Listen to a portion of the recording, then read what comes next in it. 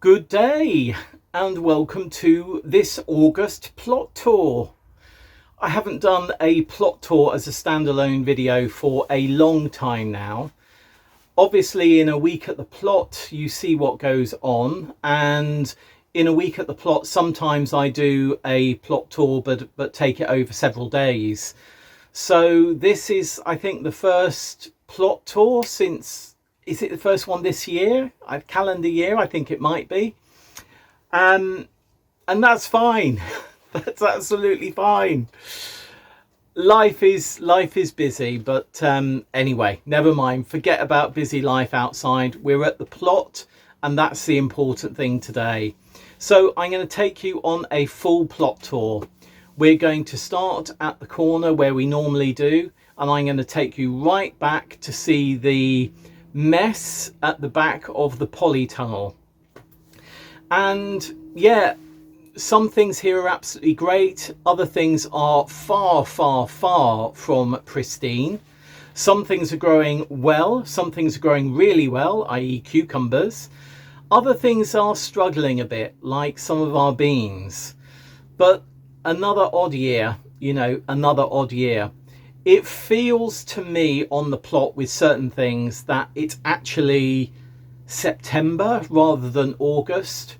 And certainly the dry grass that we have here, we've had no water here for, well, we've had no water for actually not, when was it? We had that heat wave, and then on the Tuesday evening, Wednesday of that heat wave, we had some rain. But it did nothing whatsoever, really, apart from refreshing leaves. And again, we've had no water, and we're not forecast any rain until like Tuesday, I think, maybe Wednesday of next week. So, and then how much will we get then? Will we actually get any? Anyway, yes. So I am going to do a full plot tour, warts and all. Then there most probably will be some areas that I forget, like behind the shed. I always forget that area. But yeah, there's a lot of tidying going on. It doesn't really look it, and particularly when we get to the side of the polytunnel, everything looks a mess there, but it's sort of one of those desks that's a mess, if you see what I mean, where the person knows where everything is. But I'm getting to that stage where it's all beginning to get on top of me, that untidiness, and I need to tidy more. And actually, once I've done the weeding that I need to do, everything will just be watering on a regular basis, harvesting on a regular basis, and tidying on a regular basis.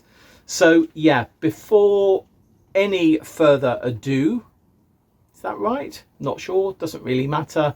Let's get to the corner of the plot. And obviously, if you've got any comments, please do leave them below. If you've got anything to say, put it down below. We don't delete comments unless they are offensive, racist, abusive. We're not like some other channels where if it doesn't fit what we actually want to say, we delete things. So yeah, if you've got any comments, please put them down below, and I will get back to you. If they're questions, if they're comments, we'll come back to you. Any of your tips that you have, please let me know, and I look forward to answering your questions. And before any further ado, let's get to the corner of the plot pool. This has changed somewhat since the last full plot tour I did. The banner that was acting as a barrier has come up. Apart from in this area here under the lavender, you can see the banner still here, and if I come over here, it's still there. That's sort of acting as a pond under there. We have put this other pond here as a wildlife pond, and it's doing well. When I come down to the plot each time, frogs jump beneath it, and that's exactly what happened a few minutes ago. That water is getting warm, and I think I might actually in a couple of days, take some of that water out, maybe a good 8 litres out, and fill it up with 8 litres of fresh water, or not fresh water, but 8 litres of water that's been in our watering can for 3 or 4 days, just to freshen it completely. But yeah, this area here, I was going to take the rhubarb to our new house. There's 2 pots of it there, and the bamboo, and I've decided that actually I will possibly take the bamboo but not the rhubarb, so that is going to go into the ground over the coming months, maybe in the winter. The cardoons are looking quite spectacular. Just love the colour of those. Not many bees on there now because they've all effectively been pollinated and are now going to seed. So this was swarming with honeybees maybe 3 weeks ago, and now it's all been pollinated. Yay!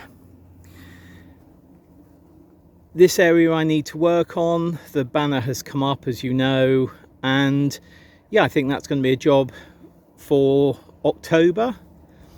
And then in this area here, which is our composting area, and the area with this white rose, which is looking a bit the worse for wear, we are watering it, but that heat is just so incessant. I cut down all the nettles the other day that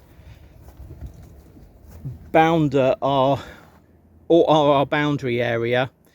Needs a bit more of a tidy, but I just didn't want people to trip over them because when they dry they can become quite ropey. So yeah, all of that compost in there in the various compost bins doing well. So this is general compost. This bin is shredded paper, and that bin is a perennial weed compost bin. So perennial weeds, or any weedings that have got perennial weeds in them, go in here,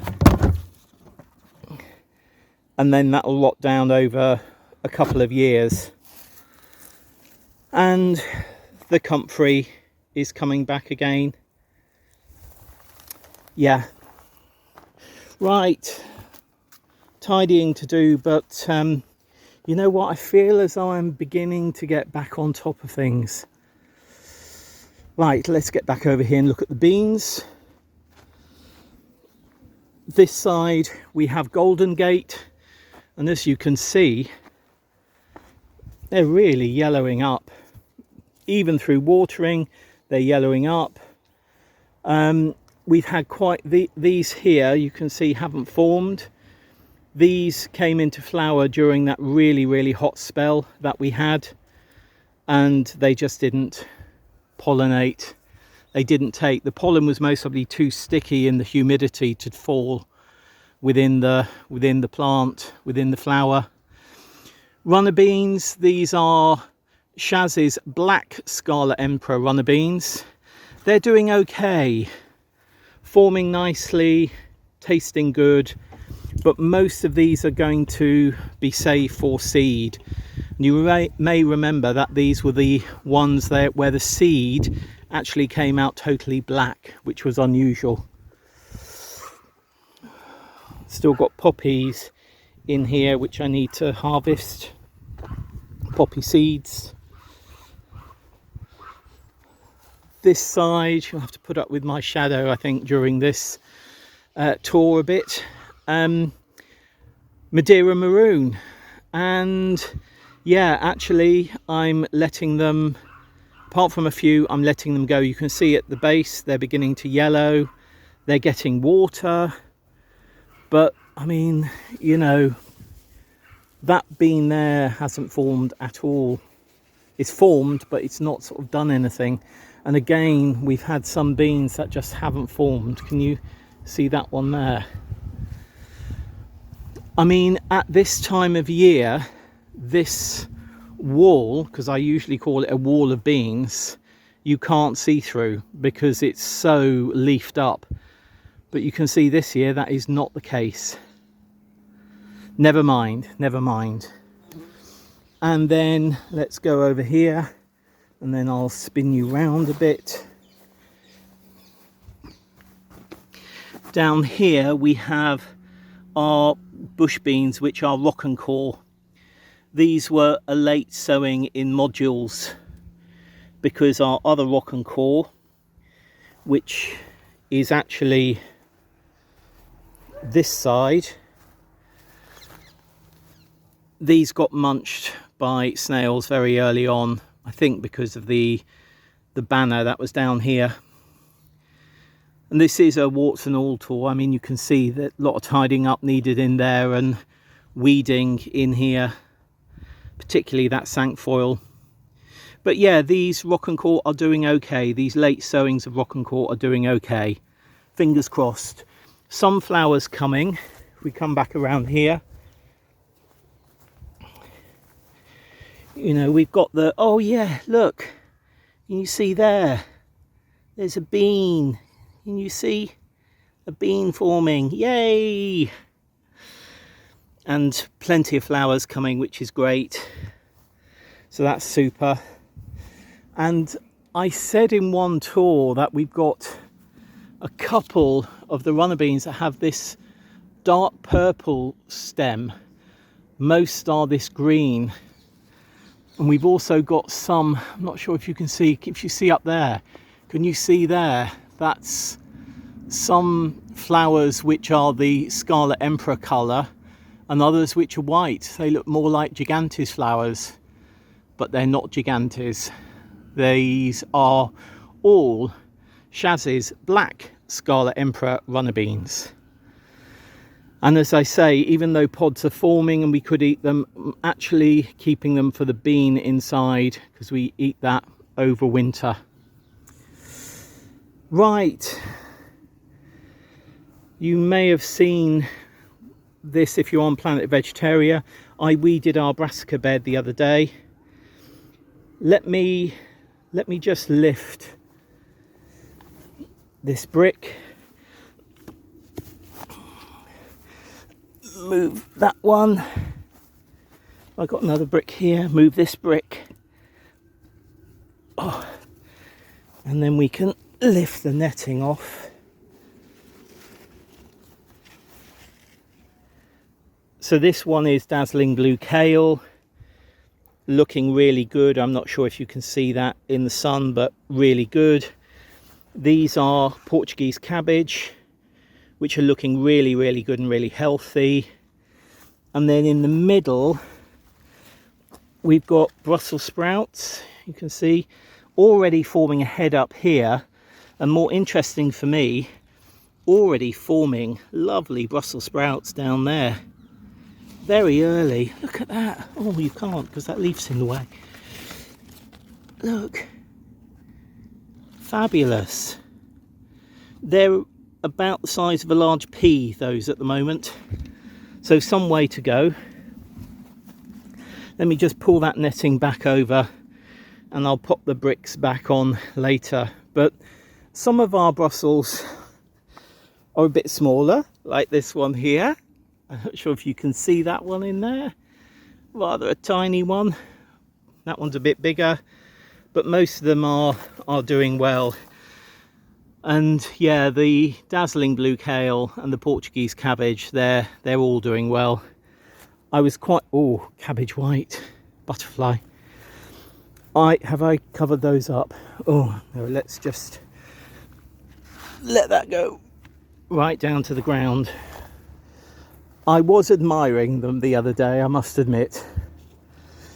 And a tomato bed. Let's go to the other side.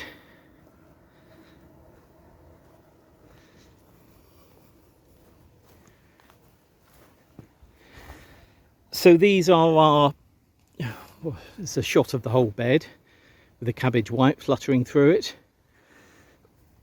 These are our black crim. They have really picked up over the last, I would say 10 days. They were looking a bit meagre. These in the centre here, if you're not watching A Week at the Plot, these are also black crim, and I let them branch out, but I've decided to take those branches off. The tomatoes that have formed on there, on those branches, so not these, but this one that's on the ground down here, and these over here, and those there, will go into a green tomato curry. These I mean, you know, they're nice and mighty. They really are. Black Crim is a favourite. Who was it? Roshni sent me Black Crim, I think. Sorry if I got that wrong, but I think so. And then coming down here, we've got Amish paste. Slightly different shape than normal. Maybe that's not Amish paste. Is that Amish sherbet? Oh, I don't know. I got my labelling so mixed up. But you can see here, this is Amish paste, sort of more egg-shaped. And if we come here, this is the typical shape of Amish paste, egg-shaped. You can see the egg shape over here as well. Yeah, they've picked up. And then down here we've got Brad's Atomic Grape. I'm not sure if you can see the colour difference. No, you can't because of that leaf. You see the colour difference here. I don't know what colour they go to and when they're ripe. Yeah, I know they're different colours, but yeah, new to us this year. And in the middle, this is the Portuguese cabbage that crossed with a Nero di Toscana. And we'll see in a minute some cuttings I took, I think last week, from these shoots down here. Can you see all these shoots? And we've also got some seedlings coming at the bottom. Not sure if you can see those there. So it'll be interesting to see if those seedlings come true. I'm obviously expecting the cuttings to come true. Rest of our tomato bed. Got a plane going over. Let's just hold for a moment. This bed here is our Colleen new potatoes, and we've only harvested 3 plants, I think 4 plants maybe so far, 3 in fact. They're doing okay. This is a London Market carrot that we're letting go to seed. So this was a carrot that grew last year.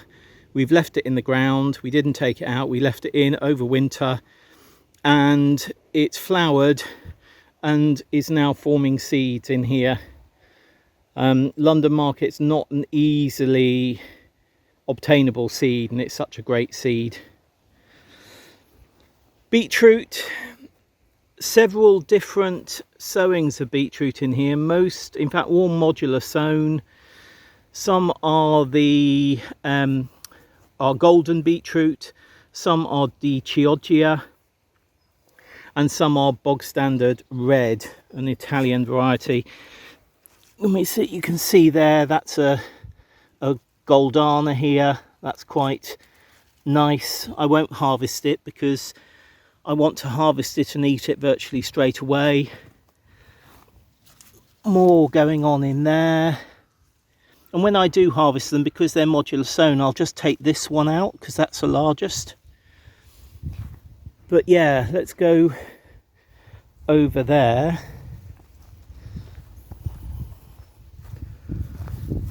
This one here is a D. Chioggia. And then we've got some bog standard reds in there. You can't see here. Actually, yeah, not a bad year for beetroot. In fact, let's just have a... Let me pause you a moment. Sorry about the sun.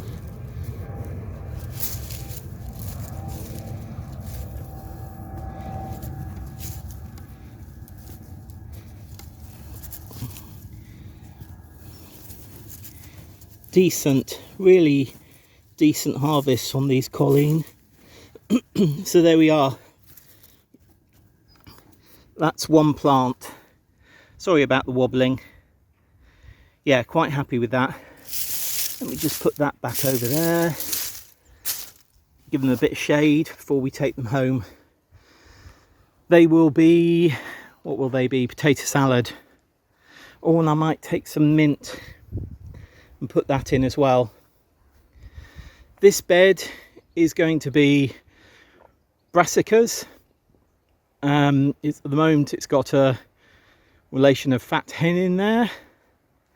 And then these are our butternut squash. They're beginning to travel, look. You see that?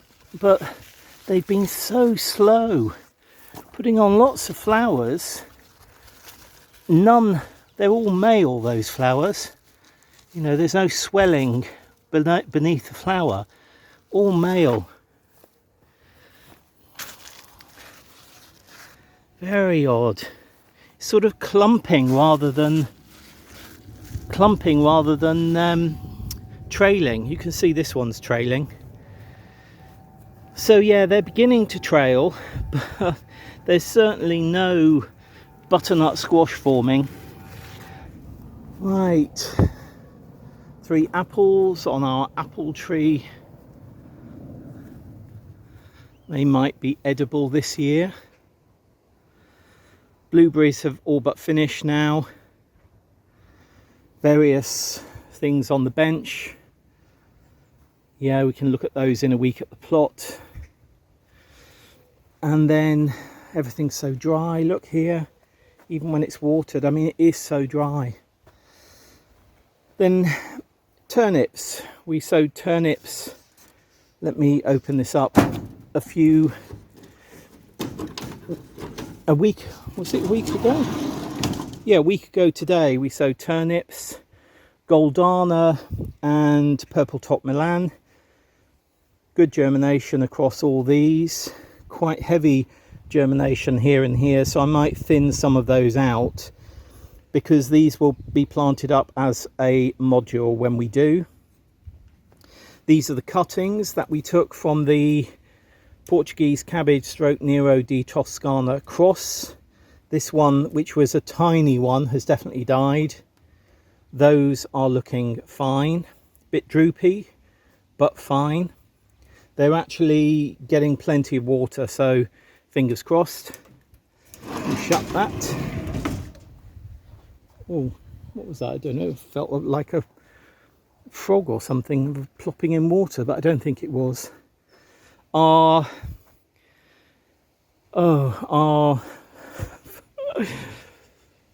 flower border bed, yeah, I've sort of let it be this year, but it still delivers. Look at that. Beautiful, beautiful. Evening primrose, that is, isn't it? Then the soft fruit is being watered, but not too much. I'm trying to conserve water. Okay, soft fruit harvest this year. The blackberry, which is this one here, that I was really hoping for, was doing really well. We went to Guernsey, and by the time we came back, the hundreds and hundreds of fruit which were about to ripen had all dried. So hey ho. Further tomatoes in the shade. Oh, it's lovely and cool in the shade. I'm under the quince tree. It's just gorgeous. Well, the quince tree is gorgeous, but that shade. I mean, these are the Guernsey tomatoes. Hopefully you can see their sort of speckled nature. Guernsey Island tomatoes, these are. Haven't talked about differences, but we'll talk about that in another video. Not a Guernsey tomato, not sure what that is. I was so bad with labelling the tomatoes. This one, I know, is Soldaki. And you can see that leaf, it's a potato leaf variety of tomato. You can see that leaf does look far more like a potato than a tomato leaf. We've got one developing just here, so more flowers coming. Yeah, these have picked up as well. Then you got any froggies? Yeah, you see froggy there. There's actually 3 bumps in there, but there's Mr. Frog there. Quite happy. Further tomatoes. No idea what varieties. Bad Paul. These had a really good weed the other day. Now these these are colouring up. Now, are these black crim or not? I don't know. Hey ho, time will tell, won't it? But at least we've got some tomatoes beginning to colour up. But possibly, I think apart from last year, which was a terrible year for tomatoes because everything got blight and we had none, this is possibly the worst year of growing tomatoes to fruition we've had. But hey ho, these are red oxheart. These are a big beefsteak. Look at it. That's beefsteak. That's red oxheart. That actually over there is Amish paste. You can see again the shape. But these should be big plants. But no, they're not. Honestly. Celeriac, we were given some celeriac, so we've got 1, 2, 3, 4, 5 celeriac there. They're doing well. Yep, they're growing nicely, nice and green, keeping them quite moist because they like being wet. Look at this buddleia. Oh, can you see that? You most probably can't see that in the shade, can you? It's just such a glorious colour. Look at that. I mean, that is just fabulous. That bee thinks so under there as well. Can you see it? Right. Various things on the bench, including this carnation. As you know, if you... let's get that back in focus. If you read my Guernsey Gardener in London in the Guernsey Press, I did a piece about deadheading carnations when I was 11. What we used to do, because the important thing was to get this one at the top but not have any of these side shoots, so they were long stem carnations that would be sold, and each of these would be taken off even before this stage, so that there was only one carnation at the top that grew. Rose cuttings, these have definitely taken here. Hit and miss on these maybe at the front, maybe. Pots of asparagus. Look at that, such a mess. But yeah, it's also a hedgehog run as well. Big plane going over again. Yeah, it's a hedgehog run, so yeah, I need to tidy that. I need to at least take this netting up and put that bird box up, not bird box, bird feeder up. And then onto this bed, which is different squash, which you can't particularly see. Most of it is cucumbers. I think you can see that. Oh, quite a few. We're picking one a day at the moment, but look how they're coming. Can you... oh, I can't get in there. Look, there's 2 biggies, then there's this one here, then there's that one over there. These are Vivi's cucumber seed, developing so well. I mean, amazingly. And Richard likes them as well. We do take the seeds out. Look at that one. What's that, 6 inches? Yeah, we all know what 6 inches is. Yeah, it's all taking the seeds out because Richard doesn't like anything slimy or wet in his mouth like that. So we take them out. But they're delicious, absolutely delicious. And then this in here is a yellow courgette, which you can see they're forming. We've had about 10 of these so far. Oh, sorry. And then in there, and actually it comes from the plant over there, is a Oregon Homestead sweetmeat squash. I think I might trim this leader back because these are big squash. and I don't think we need any more to form over here. So I'll think about that next week. Well, I think that's a cucumber going over there. Have a look at that. But yes, I mean, one of our most productive beds actually this year. And then warts and all, one bed which hasn't been utilised this year. So much dried grass. I've watered that cherry, that dwarf cherry as well, but look at it.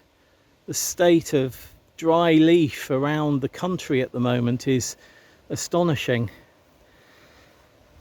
Oh, very few from our tomatoes, but these have really dried up in the last couple of days. I think I'm going to be taking the plants out, well, I'll give them a really good soak and then take the plants out and replant them, I think. In fact, if we're moving house, these will most probably go to our new place. But anyway, I need to deal with that before we move house. The apple tree, really lots of apples, but they're not doing that well.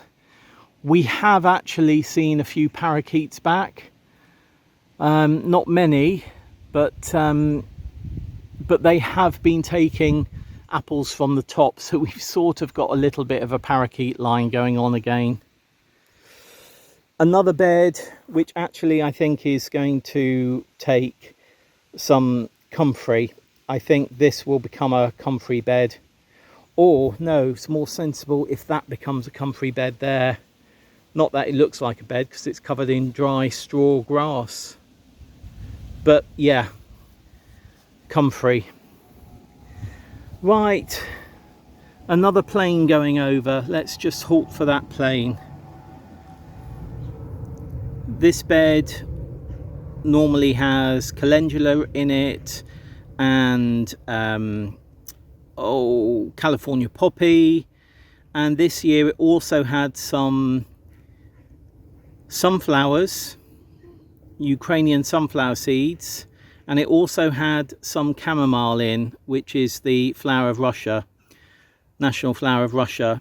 And I found out that the sunflower seeds were dwarf variety, and I think it's fair to say that the lives of the Ukrainian national flower and the Russian national flower has been a metaphor for the Ukrainian Russian people this year. With the madness of the world that we have at the moment, to have a war is just insane. But there we are. There we are. So our sunflowers and our chamomile struggled, and there is the metaphor for you. Right. Oh, there's a low plane going over now. This area I am tidying. I'm beginning to, it looks disorganized, but I'm actually beginning to organize it.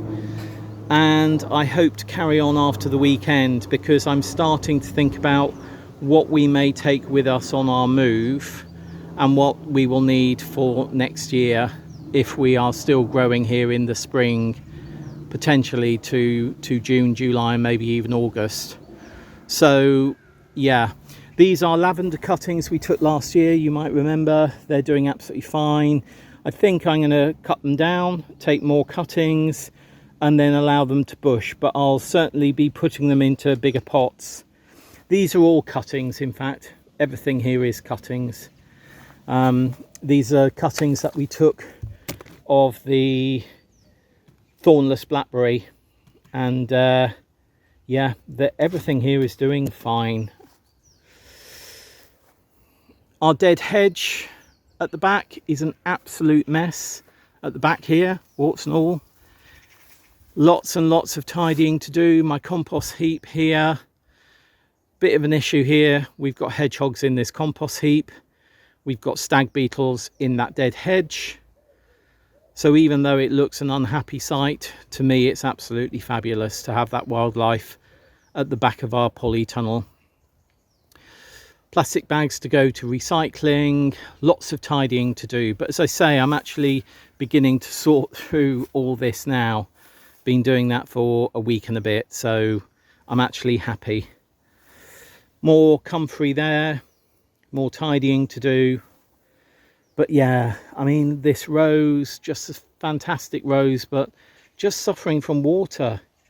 You know, when we're about to have a hosepipe ban, as in London, as other places are around the country, you just have to decide what you're going to water and what you're not. But yeah, gosh, look at that sky. Right, sorry, I'm mumbling now. Wittering. Let's have a look in the poly. So at this time of year, I've got the poly door, what's that? About 8 inches open. And I use the full watering can at the base here to make sure it doesn't swing open. And that's because if I open the door like this, the sun in the afternoon really beats in here and starts wilting these lettuce. Right, lettuce doing really well. Harvesting from this lettuce, obviously, looking lovely. We did have one lettuce here that was munched on, and then I pointed out some slugs to a frog that hopped up here. The next day the slugs were gone, so I hope the frog took notice. There is my aubergine. Yay! It's called long purple. Yeah, I think we know long purple, and that doesn't look like long purple to me.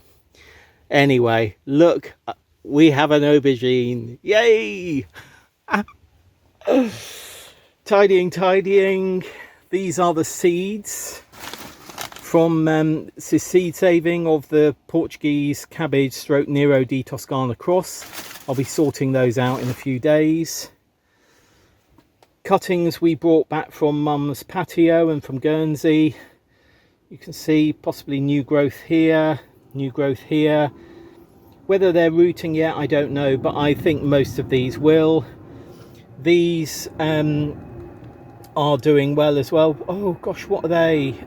Fig doodah. Oh, I've forgotten. I'll put it on the screen.